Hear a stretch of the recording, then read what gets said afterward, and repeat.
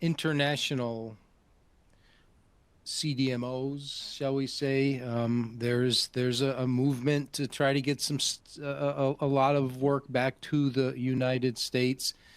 We have a couple of questions uh, related to supply chain diversification on a geographical or regional level.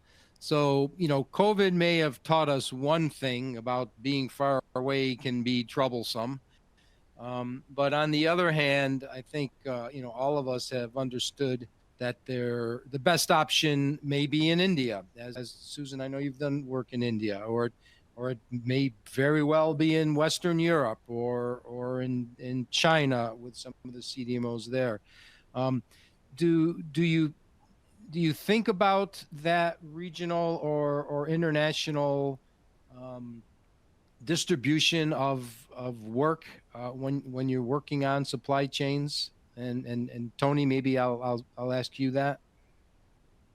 Sure. So something interesting just occurred to me while you're describing that is particularly for companies in the rare disease space, you have to have clinical trials running in many sites, perhaps internationally.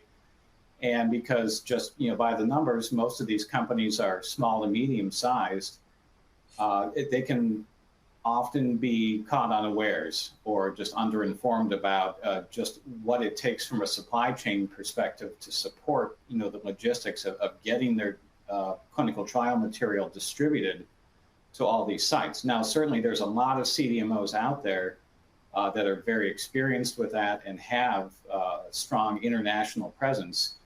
But here again, you run into the perennial problem of big fish, little fish. The CDMO is often not as interested in working with such a small client. And yet this is precisely the sort of resource network that small innovator company needs to access an international network of clinics, because again, if they're in the rare disease space, they have to run trials spread out all over the place because each site may garner only a handful of patients.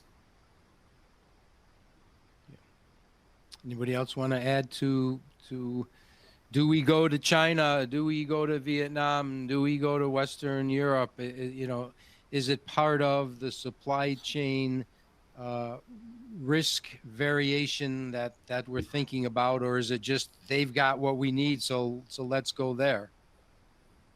I think one part of it is very modality specific to really answer that, where you look for, the cell and gene therapies, you're really going to be in a more a United States, maybe a Western Europe type place to go through your manufacturing activities of the drug substance or drug product, just based on labor, technology, capabilities, a lot of those things.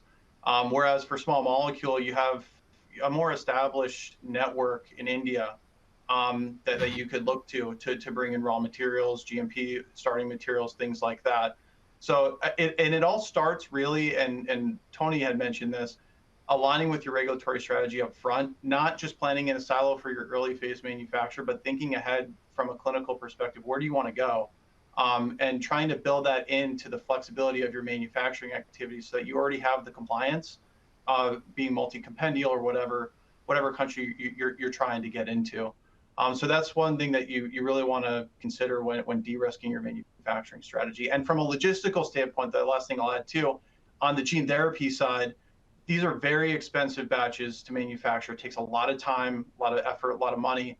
If you're too disjointed and you're adding risk in saying you're doing a manufacture in Europe and your trials in the US, that's going to present some challenges for you that you may not want to take on that risk of even just shipping your batch across the ocean and having a hold in customs and then having a temperature deviation and potentially losing the batch. So just thinking about the regulatory strategy and aligning that to the manufacturing strategy up front will get you very far.